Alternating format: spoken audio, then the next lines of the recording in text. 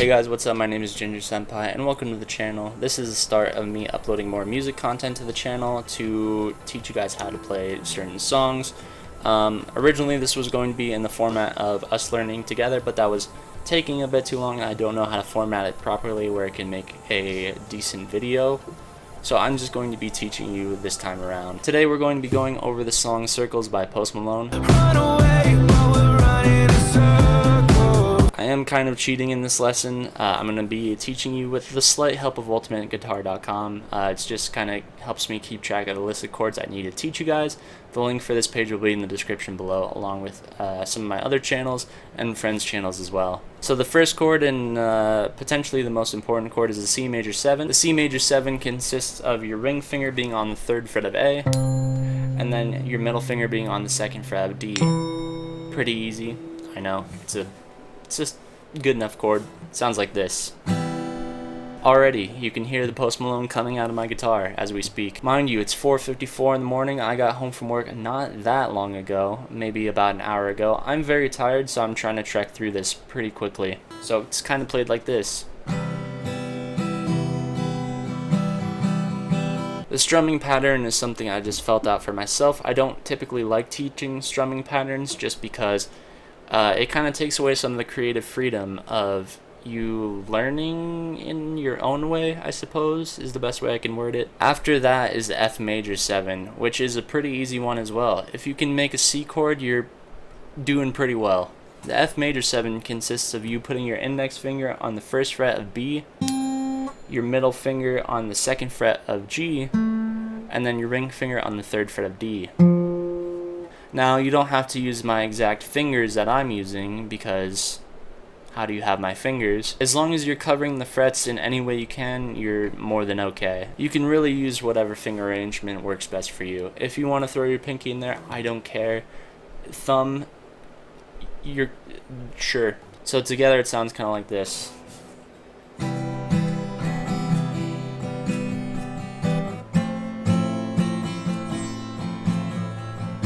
The last chord of the intro stumped me for quite some time because I thought it was just a generic bar chord when I was horribly fucking wrong. Simply put, it's an F minor. Put in more complex terms, a huge pain in my ass. So this way is not played how the bar chord is played, but it's actually played in the position of your ring finger being on the 3rd fret of D, and then your index finger, or whatever finger you feel like at the time, if you're feeling a little freaky, barring the 1st fret of G, B, E.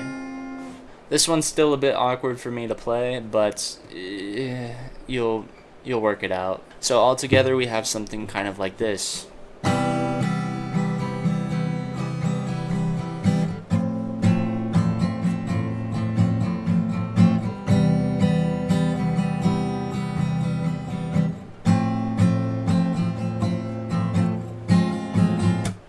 And then it just loops. C major 7. F major 7, C major 7, F major 7, F minor, and then loop. Makes sense? I hope so, because I don't know what to tell you. So it then progresses after the intro into verse 1. It goes over the generic C chord, which if you already know how to play it, awesome. If not, let's get right into it. The C chord consists of your index finger being on the 1st fret of B, your middle finger on the 2nd fret of D, and then your ring finger on the 3rd fret of A. Beautiful. The chord after that is an F chord, which stands for you're fucked if you don't know how to do a bar chord. And if you don't know how to do a bar chord, you better start working out that index finger. The F chord consists of you barring the 1st fret of E, A, D, G, B, E, pretty much all the strings, and by pretty much I mean all the strings, and then your ring finger being on the 3rd fret of A, and then your pinky on the 3rd fret of D, finally your middle finger on the 2nd fret of G. That's your F chord. It then goes on to tell you to play this back and forth for a couple lines, and then back to your initial progression, I would assume. It then bleeds on over to the chorus, and the first chord in that is actually your C major 7. The seasons change and I love when cold cold. So I feel like you can get away with something a little bit different in the chorus. When I first taught you the F minor, I didn't teach you the bar chord version, mostly because it didn't sound good, but in the chorus it sounds a bit better. The bar chord version of an F minor is just pretty much an F but with no middle finger. So what that's like is your index finger covers E, A, D, G, B, E of 1st fret, your ring finger then plays the 3rd fret of A, and then your pinky the 3rd fret of D. And that's it. So going over the chorus a little bit, C major 7, and then seasons change and our love went cold. After it gets into Feed the Flame, so Feed the Flame, you're on F. Feed the flame cause we can't, and on can't it changes to F minor. Can't let it go. Back to C major 7. Run away, but we're running in circles. Back to F. Run away, run away.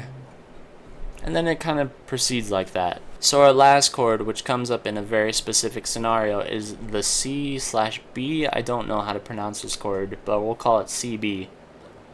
So we're in the bridge. So maybe you don't understand what I'm going through. So on the maybe, it starts with a C in the bridge. So maybe you don't understand. And when you get to understand, it goes into the CB, which consists of your index finger being on the 1st fret of B, and then your middle finger will be on the 2nd fret of A, followed by your ring finger on the 2nd fret of D. Yay!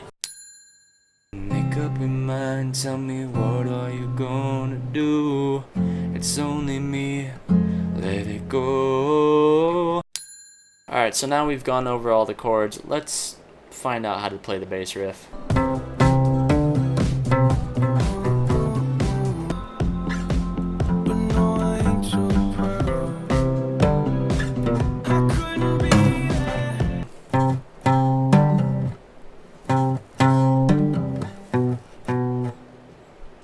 Alright, so I think I roughly got the idea here. The tab for this will be in the description below. So what you're roughly going to want to do is start on your A string, which is your 2nd thickest string, and you're going to want to go to the 3rd fret. You're going to play that twice, followed by a 5th fret of A, followed back to 3rd, to 2nd twice, 2nd one more time, and then 5th fret, and then 3rd. So together it sounds like this. It's pretty easy once you get used to it. I just needed to warm up to it a little bit. After that part, you're going to want to go to 1st fret of E, or your thickest string, and you're going to want to play the 1st fret 7 times. I don't know how many times that was, I was just intuiting. And then you're going to want to follow it up with 3rd fret of E 4 times. So together it roughly sounds like this. And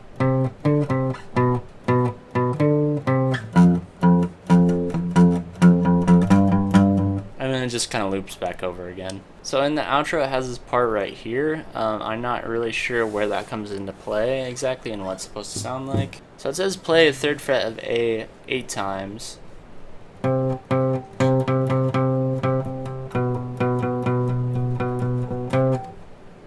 Probably something like that, I would have to imagine. I don't know. I'll leave it up to you guys to into it.